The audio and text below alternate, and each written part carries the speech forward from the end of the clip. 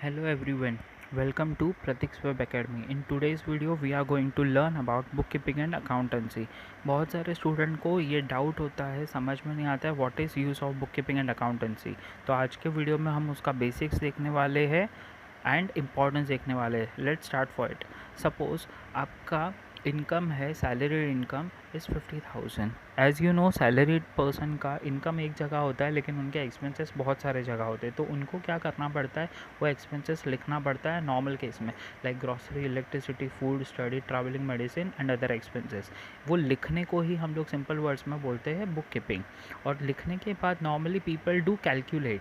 Suppose after calculation आपको पता चलता है कि आपका सेविंग हुआ है 8,000 रुपये का. कंपनी में भी क्या करना पड़ता है, उनको कैलकुलेशन करना पड़ता है. वो कैलकुलेशन से ही उनको बहुत सारा चीज़ें पता चलता है. That is called accounting. In companies also they do same thing. उसका इम्पॉर्टेंस क्या है, what is importance of book keeping and accountancy.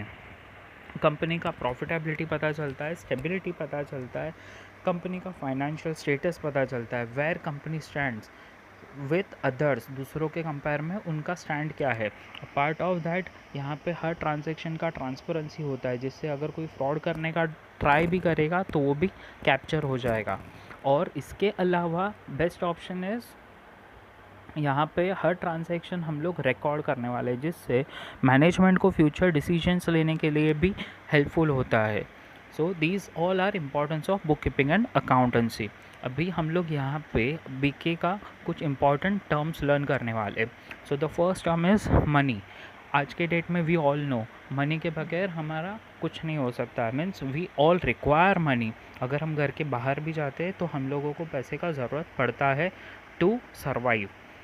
So second point है ट्रांजैक्शन. ट्रांजैक्शन का सिंपल मीनिंग है, अगर आप कोई भी चीज़ बाई करते हो और उसके सामने we have to give something, तो वो जो ट्रांजैक्ट होता है, चीज़ का डीलिंग होता है, उसको हम लोग सिंपल वर्ड में बोलते हैं ट्रांजैक्शन. जिसमें कभी कभी कैश भी इन्वॉल्व होता है, कभी कभी वो क्रेडिट बेसिस पे होता है. कैश अगर इन्वॉल्व होता है तो उसे हम बोलते हैं कैश ट्रांजैक्शन, जिसमें हम लोग गुड्स खरीदते हैं और उसके सामने इमीडिएटली कैश दे देते हैं. और हर ट्रांजैक्शन को हमें रिकॉर्ड करना पड़ता है. That recording of transaction is called entry. और उसी के नीचे उसका एक्सप्लेनेशन लिखना होता है. कभी कभी उधार पे होगा तो कितने दिन का है, डिस्काउंट है तो कितना है, उसको हम लोग बोलते हैं Naresh. Okay, after that one important word is goods. Goods is the commodity और आर्टिकल जिसके लिए डीलर डील करता है. अगर कोई भी पर्सन, बिजनेसमैन कोई भी चीज़ खरीदता है बेचने के लिए तो उसको गुड्स बोलते हैं, लेकिन यूज़ करने के लिए तो उसको गुड्स नहीं बोल सकते. अभी सपोज़ फर्नीचर वाले ने 1,000 रुपये का फर्नीचर लिया और 1,200 में बेचा, तो वो 200 रुपये का वहाँ पे क्या होगा, उसको प्रॉफिट होगा. लेकिन 1,000 रुपये का चीज़ उसने 900 में सेल किया, तो उसको हम लोग बोलते हैं loss. These are two another terms of book keeping and accountancy. Basic terms है, but you should have to remember this. अभी इसके अलावा दो और इम्पॉर्टेंट डिफरेंट टर्म है. As you can see on the screen, एक पर्सन जो अपने बिजनेस को टर्न करने का ट्राई कर रहा है, that is due to abnormal loss and abnormal gain. कभी कभी प्रोडक्शन में मिस्टेक हो जाता है तो वो हमारे लिए एक्स्ट्रा लॉस क्रिएट करता है, जिसको अबनॉर्मल लॉस बोलते हैं. लेकिन उसी के जगह पे अगर ध्यान रखा गया और अच्छे से प्रोडक्शन किया तो वहाँ पे एक्स्ट्रा प्रॉफिट होता है, जिसको हम लोग बोलते हैं abnormal profit. The next words are, उसके लिए एक एग्जांपल है. सपोज़ आपके सामने एक पर्सन आता है जो स्मार्ट, इंटेलिजेंट है और पैसे वाला है. वो टेम्पररी आपके पास 1,000 रुपये का डिमांड करता है, और उसके सामने एक पर्सन दूसरा आता है जिसके पास कुछ पैसा ही नहीं है और ऑलरेडी वो कंगाल है. तो आप किसको दोगे, फर्स्ट वन को या सेकंड को? Obviously the first one. उसी को हम लोग अकाउंट्स में बोलते हैं सॉल्वेंट पर्सन, और जो सेकंड पर्सन है उसको हम लोग बोलते हैं insolvent person. Then next is assets और प्रॉपर्टीज़. बिजनेस में जो भी प्रोडक्शन एक्टिविटीज़ के लिए लॉन्ग टर्म चीज़ें हम लोग खरीदते हैं जिससे प्रोडक्शन अच्छे से हो सकता है, उसको हम लोग असेट्स प्रॉपर्टीज़ बोलते हैं. एग्जांपल आपके सामने है, लैपटॉप, मशीनरीज, फर्नीचर, बिल्डिंग, ये सब असेट्स में कंसिडर होता है. देन सेकेंड इज़ लायबिलिटीज़, जिसमें हम लोग लोगों से डील करके पैसा लेते हैं बिज़नेस करने के लिए, और जो हमें आफ्टर पीरियड चुकाना पड़ता है, लेकिन वो हमारे लिए एज अ लोन वर्क करता है. Then next important words are capital. अगर कोई भी पर्सन, बिजनेसमैन, उसके खुद के बिजनेस में कभी भी जो भी पैसा इन्वेस्ट करता है उस अमाउंट को हम लोग बोलते हैं capital.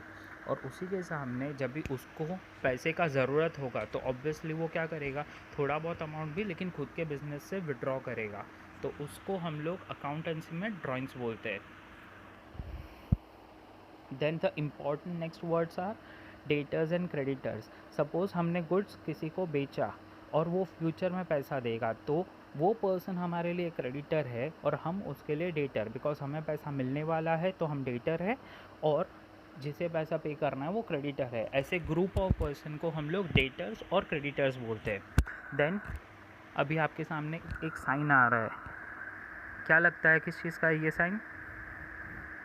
Yes, it is of discount. Account is about all money, तो यहाँ पे डिस्काउंट का भी इंपॉर्टेंट रोल है बिकॉज वो भी पैसे से बिलोंग करता है। So there are two type of discount, trade discount and cash discount. Goods खरीदने बेचने पे जो अप्लाई होते हैं वो। Then next is brand. यहाँ पे ब्रांड का भी एक अलग ही रोल होता है बिकॉज ब्रांड को हम लोग मनी में जब भी कैलकुलेट करते हैं तो उसको हम लोग बोलते हैं गुडविल। अगर किसी भी चीज़ के लिए एक्स्ट्रा पैसा मिलता है उसके ब्रांड रिकग्निशन की वजह से, तो उसको हम लोग गुडविल बोलते हैं। You can C example on your screen. Hope आपको ये वीडियो अच्छा लगा होगा। Do like, share and comment. अगर आपको नेक्स्ट वीडियो किसी पर्टिकुलर टॉपिक पे चाहिए, कमेंट बॉक्स में लिखो ये वीडियो भी कैसा लगा, please do comment. Thank you.